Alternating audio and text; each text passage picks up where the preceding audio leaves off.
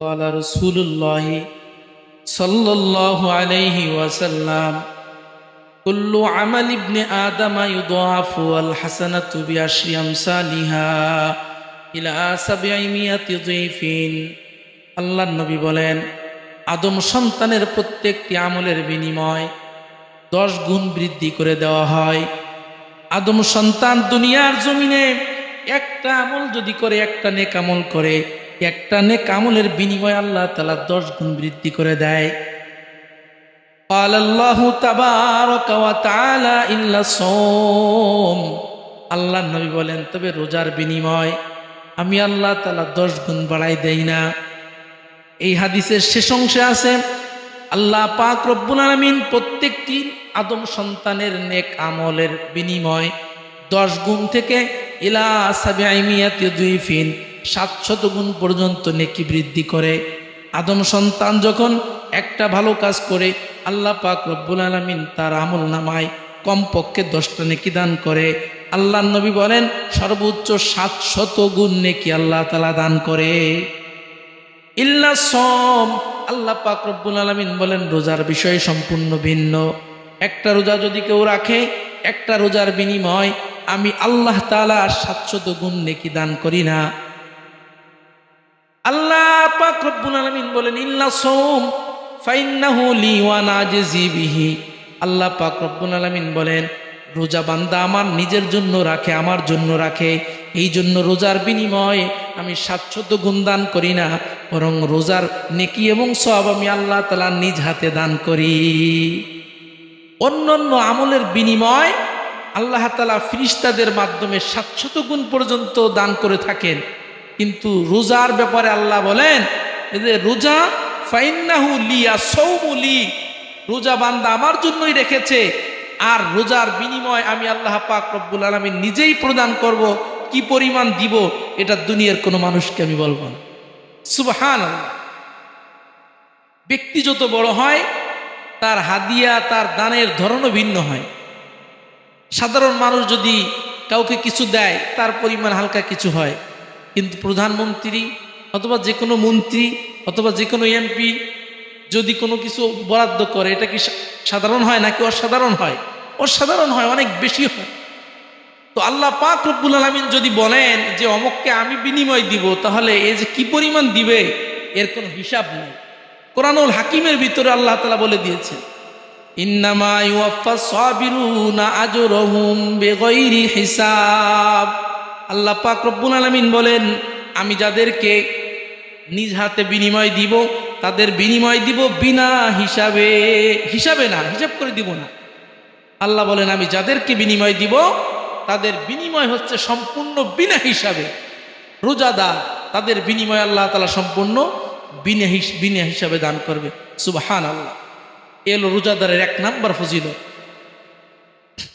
দ্বিতীয় নাম্বার ফজিলত, জান্নাত পাওয়ার সবচেয়ে সহজ আমল হলো রোজা। জান্নাত পাওয়ার সবচেয়ে সহজ আমল হলো রোজা। যেমন হুযায়ফা ইবনুল ইয়ামান রাদিয়াল্লাহু তাআলা আনহু থেকে বর্ণিত এক হাদিস, ওয়ান হুযায়ফা রাদিয়াল্লাহু তাআলা আনহু قال আতাইতুন নাবিয়্য সাল্লাল্লাহু আলাইহি ওয়াসাল্লাম। হুযায়ফা রাদিয়াল্লাহু তাআলা আনহু বলেন, নবীর সাহাবী, আমি আল্লাহর নবীর কাছে আসলাম, এসে বললাম, ইয়া রাসূলুল্লাহ, ইয়া হাবিবাল্লাহ, মুরনি বিআমালিন, আপনি এমন একটা আমলের আদেশ আপনি আমাকে করেন, ইউদখিলুনিয়াল জান্নাহ ইয়া রাসূলুল্লাহ, যে আমলটা করলে আমি সহজেই জান্নাতে যেতে পারি। ইয়া রাসূলুল্লাহ, ইয়া হাবিবাল্লাহ, অনেক আমল আমি করতে পারবো না, অনেক আমল করার সুযোগ আমার নাই, ব্যস্ততার কারণে অনেক আমল আমি করতে পারবো না।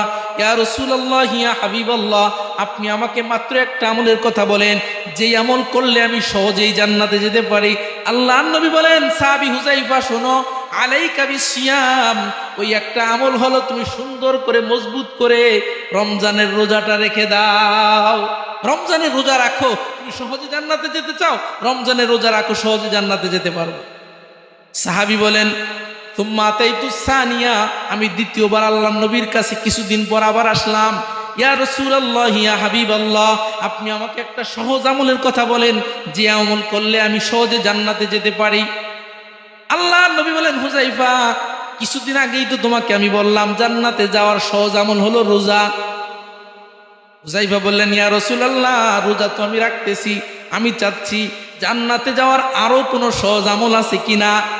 আল্লাহর নবী বলেন, হুযায়ফা, রোজার চেয়ে সহজ কোনো আমল, জান্নাতে যাওয়ার জন্য সহজ কোনো আমল নাই। লা আদলা লাহু আলাইকা বিসিয়াম, লা আদলা লাহু, রোজার চেয়ে জান্নাতে যাওয়ার জন্য সহজ কোনো আমল আর হতে পারে না। এত সহজ আমল যে সহজে আল্লাহ তাআলা রোজাদারকে কি করবেন। ওয়া নবী উমামা রাদিয়াল্লাহু তাআলা আনহু কল, হযরত উমামা রাদিয়াল্লাহু তাআলা আনহু বলেন, ইসনাতুন নবী সাল্লাল্লাহু আলাইহি ওয়াসাল্লাম ইলা সদরি, আমি একদিন আল্লাহর নবীকে জড়িয়ে ধরলাম। আল্লাহর নবীকে যখন আমি জড়িয়ে ধরলাম, আল্লাহর নবী আমাকে তিনটা কথা বললেন। আল্লাহর নবী বললেন, হে আবু উমামা শোনো, মান ক্বালা লা ইলাহা ইল্লাল্লাহ খাতামা লাহু বিহা দাখালাল জান্নাহ, যে ব্যক্তি জবান দিয়ে ইখলাসের সঙ্গে লা ইলাহা ইল্লাল্লাহ পড়লো, ইখলাসের সাথে জবান দিয়ে লা ইলাহা ইল্লাল্লাহ পড়লো এবং লা ইলাহা ইল্লাল্লাহর তাকাজা অনুযায়ী জীবন চালাইলো, আল্লাহর নবী বলেন ওই লোকটার ঠিকানা হলো জান্নাত। দ্বিতীয় নাম্বার আল্লাহর নবী বললেন, মান সামা ইয়াওমান ইবতিগা ওয়াজহিল্লাহ খাতামা লাহু বিহা দাখালাল জান্নাহ।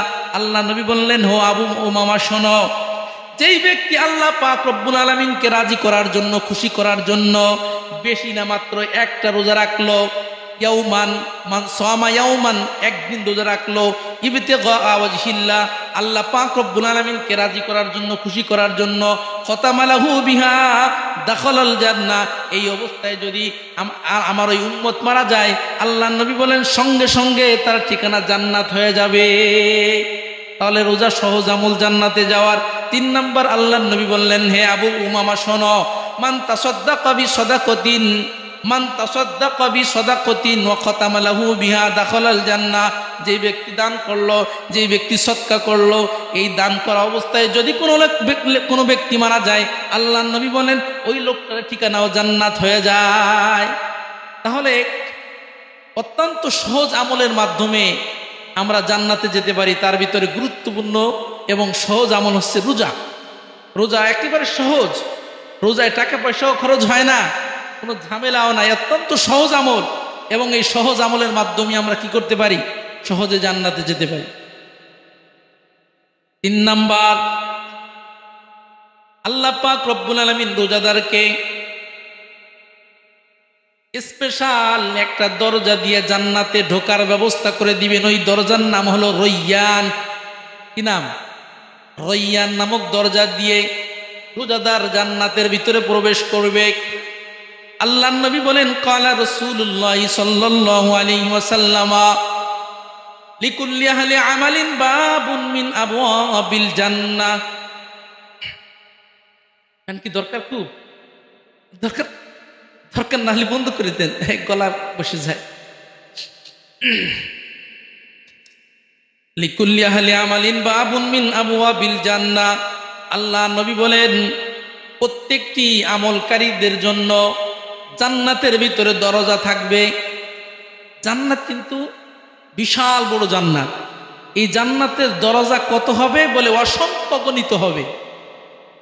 দরজা, জান্নাতের দরজা অসংখ্য গণিত হবে। আল্লাহ নবী বলেন, লিকুল্লি আহলি আমালিন বাবুন মিন আবওয়াবিল জান্নাহ। জান্নাতে যারা যাবে প্রত্যেকটি আমলের জন্য ভিন্ন ভিন্ন দরজা হবে। ওয়ালি আহলিস সলাতি বাবুন, দুনিয়াতে যারা রোজা রেখেছে, দুনিয়াতে যারা নামাজ পড়েছে তাদের জন্য জান্নাতের ভিতরে স্পেশাল দরজা থাকবে। দুনিয়ার জমিনে যারা দান সৎকার করেছে তাদের জন্য স্পেশাল দরজা থাকবে। দুনিয়ার জমিনে যারা হজ করেছে তাদের জন্য জান্নাতের ভিতরে স্পেশাল দরজা থাকবে। দুনিয়ার জমিনে যারা সম্পদের যাকাত আদায় করেছে তাদের জন্য জান্নাতের ভিতরে স্পেশাল দরজা থাকবে। আল্লাহ নবী বলেন, ওলি আহলি সিয়ামি বাবুন ইউকালু লাহুর রয়্যান, আর রোজাদারদের জন্য স্পেশাল যে দরজা থাকবে ওই দরজার নাম হলো বাবুর রয়্যান। প্রত্যেকটি আমলকারীর জন্য জান্নাতে আলাদা আলাদা দরজা থাকবে, তবে ওই দরজার স্পেশাল কোনো নাম নাই। রোজাদারকে আল্লাহ তাআলা যে দরজা দিয়ে জান্নাতের ভিতরে প্রবেশ করাবেন ওই দরজার নাম হচ্ছে বাবুর রয়্যান। আল্লাহ নবী বলেন, ইদআউনা মিনহু, ওই বাবুর রয়্যান দিয়ে রোজাদারকে ডাকা হবে। আল্লাহ নবী বলেন শুধু তাই নয়, এই বাবুর রৈয়ান দিয়ে যারা একবার জান্নাতের ভিতরে ঢুকতে পারবে, লাম ইয়াজমা আবাদা, জীবনেও কখনো তাদের আর পিপাসা লাগবে না। এই বাবুর রৈয়ান দিয়ে যদি কেউ জান্নাতে একবার প্রবেশ করতে পারে, জীবনে আর কোনো কি লাগবে না, পিপাসা লাগবে না। স্পেশাল একটা বিনিময়। 4 নাম্বার, আল্লাহ নবী বলেন দুনিয়াতে যারা রোজা রাখবে, এই রোজাদারের জন্য জাহান্নাম থেকে মুক্তির জন্য ঢাল হিসাবে কাজে আসবে। আল্লাহ নবী বলেন ক্বালা রাসূলুল্লাহ সাল্লাল্লাহু আলাইহি ওয়াসাল্লাম আসিয়ামু জুন্নাতুন ইস্তাজান্নু বিহাল আবদু ইয়াউমাল কিয়ামা। এই রোজা হচ্ছে এমন একটা ঢাল, যেই ঢালের মাধ্যমে কিয়ামত দিবসে রোজাদার জাহান্নাম থেকে মুক্তি পেতে পারে। অন্য এক হাদিসের ভিতরে আল্লাহ নবী আরো সুস্পষ্টভাবে বর্ণনা করেছেন, আসিয়ামু জুন্নাতুন কা জুন্নাতি আহাদিকুম মিনাল কিতাল। আল্লাহ নবী বলেন, অপ্রাণের সাহাবীরা, যুদ্ধের ময়দানে যেমনি ভাবে ঢালের মাধ্যমে নিজের আত্মরক্ষা করা সম্ভব হয়, ঢালের মাধ্যমে যেমনি ভাবে নিজেকে বাঁচানো যায়, ঠিক তদ্রূপভাবে দুনিয়ার জমিনে যারা রোজা রাখবে, কিয়ামতের ময়দানে এই রোজা তার জন্য ঢাল হিসাবে প্রতিবন্ধকতা সৃষ্টিকারী হয়ে যাবে। জাহান্নামে যাওয়ার কোনো সিস্টেম থাকবে না। জাহান্নামের মাঝে এবং রোজাদারের মাঝে একটা প্রাচীর তৈরি হয়ে যাবে। অন্য এক হাদিসের ভিতরে আছে, আল্লাহ নবী বলেন ইসনু হাসিনিম মিনান নার, রোজাদারের মাঝে এবং জাহান্নামের মাঝে একটা প্রাচীর হয়ে যাবে। এই প্রাচীর হবে এই রোজার কারণে। এই জন্য সম্মানিত হাজিরিন, আমরা কখনো রোজা ভাঙবো না। রোজার অসংখ্য গণিত ফজিলত। শুধু তাই নয়, রোজার 5 নাম্বার ফজিলত, দুনিয়ার জমিনে যারা রোজা রাখবে, কিয়ামতের ময়দানে আপনার খোঁজা লাগবে না, এই রোজা আপনারে খুঁজে জান্নাতে নিয়ে যাবে। কিয়ামতের ময়দানে আপনার খোঁজা লাগবে না, আরে আমারে কে জান্নাতে নিবে, এই রোজা আপনারে ডাইকে জান্নাতে নিয়ে যাবে। যেমন আল্লাহ নবীর হাদিস বলে, ক্বালা রাসূলুল্লাহ সাল্লাল্লাহু আলাইহি ওয়াসাল্লাম আসিয়ামু ওয়াল কুরআন ইয়াশফাআনি লিল আবদি ইয়াউমাল কিয়ামা। কিয়ামত দিবসে 2টা জিনিস বিশেষভাবে মানুষদেরকে সুপারিশ করবে। তার ভিতরে 1 নাম্বার হলো রোজা, 2 নাম্বার হলো কোরআনুল কারীম। 2টা জিনিস কিয়ামত দিবসে মানুষদেরকে সুপারিশ করে জান্নাতে নিয়ে নেবে। নবীরা সুপারিশ করবেন, এটা তো আছে। শহীদরা সুপারিশ করবেন, এটাও আছে। হক্কানি ওলামা একরামও সুপারিশ করতে পারবেন, এটাও আছে। হাফেজে কোরআন তারাও সুপারিশ করতে পারবেন, এটাও আছে। কিন্তু এই রোজা এবং কোরআনুল কারীম, তাদেরকেও আল্লাহ তাআলা স্পেশাল একটা পাওয়ার দিবেন। তারাও রোজাদারকে সুপারিশ করে জান্নাতে নিতে পারবে। এই কোরআনুল কারীম তেলাওয়াতকারীকে সুপারিশ করে জান্নাতে নিতে পারবে। ওয়ায়াকুলু সিয়াম, আল্লাহ নবী বলেন কিয়ামত দিবসে রোজা আল্লাহ তাআলার সঙ্গে তর্ক করবে। ওয়ায়াকুলু সিয়ামু, আল্লাহ তাআলার সঙ্গে রোজা কথা বলবে, আয় রব মানাতুত তুআমা ওয়াশ শাহওয়া, আয় রব্বে কারীম, এই রোজাদারকে দিনের বেলা আমি পানাহার থেকে বিরত রেখেছি, তার মনের চাহিদা পূরণ করা থেকে বিরত রেখেছি। অতএব ফাশাফি'নি ফি, এই রোজাদারের ব্যাপারে আমি সুপারিশ করতে চাই, আমার সুপারিশ কবুল করতে হবে। রোজা আল্লাহ তাআলার কাছে আবদার পেশ করবে। আল্লাহ পাক রব্বুল আলামিন বলবেন, তোমার আবদার কি তুমি বলো। রোজা কিয়ামত দিবসে বলবে, রব্বুল আলামিন, সে যেহেতু কষ্ট করে রোজা রেখেছে, মনের চাহিদাকে কোরবানি করেছে, সারা দিনে কিছুই খায় নাই, মনের চাহিদাকে সে বিসর্জন দিয়েছে, অতএব এই রোজাদারের ব্যাপারে আমি সুপারিশ করতে চাই, তাকে যতক্ষণ পর্যন্ত জান্নাত দেওয়া না হবে ততক্ষণ পর্যন্ত আপনার সঙ্গে আমি তর্ক করতেই থাকব। সুবহানাল্লাহ। আল্লাহ তাআলা বলবেন, তোমার তর্ক করার দরকার নেই, তুমি সুপারিশ যেহেতু করেছো, তোমার সুপারিশ আমি কবুল করে নিলাম, ওই রোজাদারকে আমি জান্নাত দিয়ে দিলাম। সুবহানাল্লাহ। ওয়ায়াকুলুল কোরআন, অনুরূপভাবে কিয়ামত দিবসে কোরআন আল্লাহর সঙ্গে তর্ক করবে।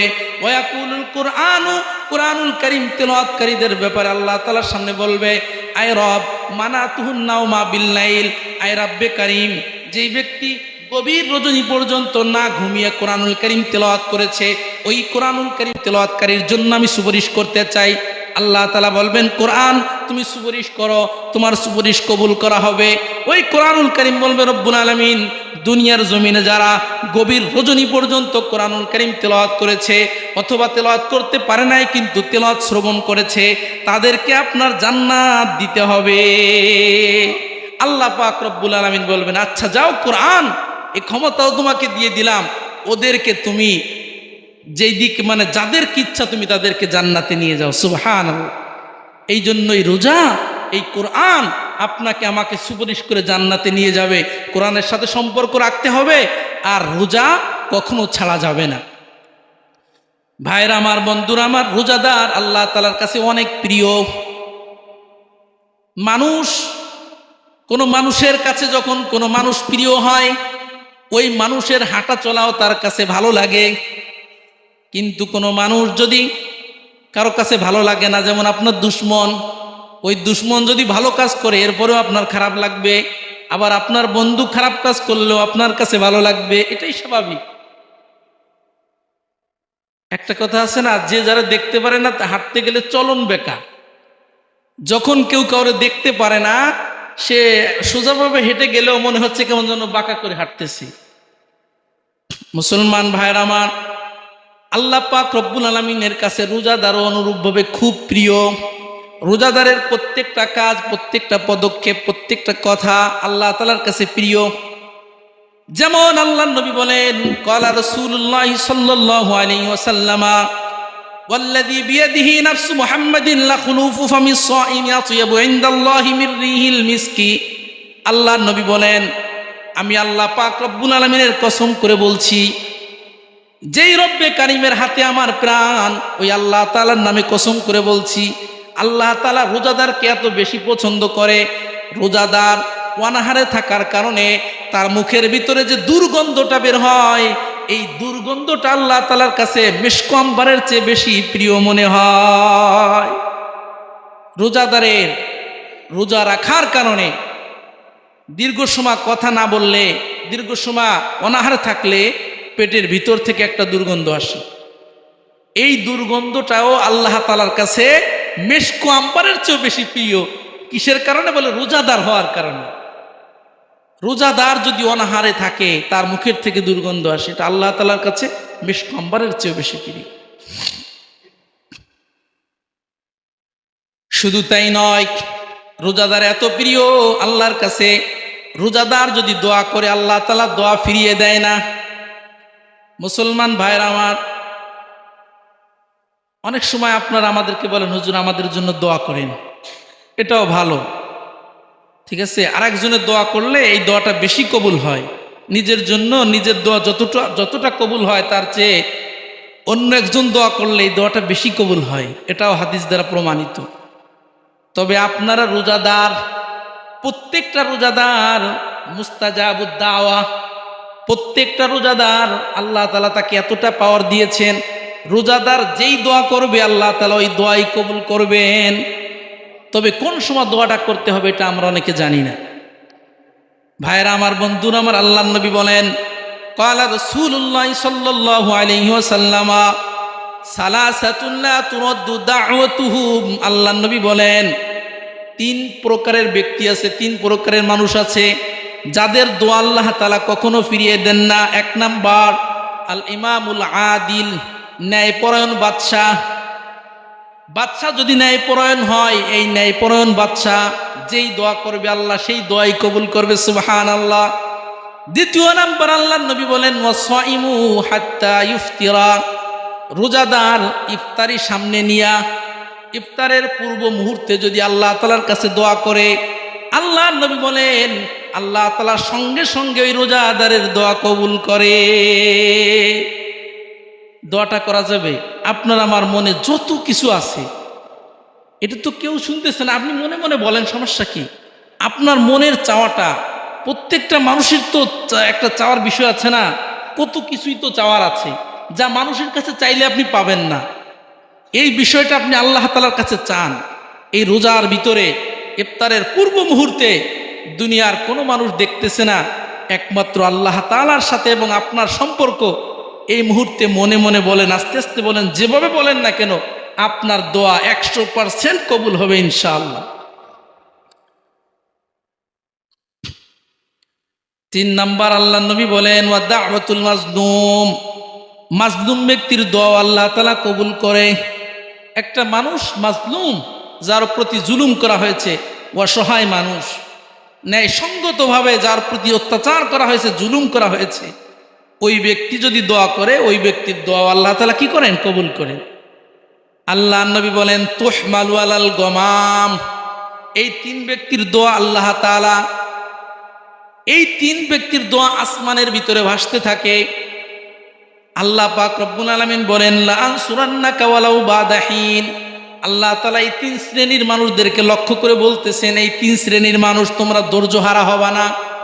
এই 3 শ্রেণীর মানুষের দোয়া আমি অবশ্যই কবুল করব, ওয়ালাউ বাদাহিন, যদিও একটু বিলম্বে হয়, একটু বিলম্ব হতে পারে, কিন্তু আমি অবশ্যই এই 3 শ্রেণীর মানুষের দোয়া কবুল করবই। আল্লাহ তাআলা এই 3 শ্রেণীর মানুষের দোয়া অবশ্যই কবুল করবেন, যদিও একটু বিলম্ব হতে পারে, কিন্তু দোয়া কবুল হবেই। এই জন্য আমরা এই রোজার ভিতরে বেশি বেশি দোয়া করব। বিশেষ করে এই সাহারির সময়, ইফতারের সময় আমরা দোয়া করব।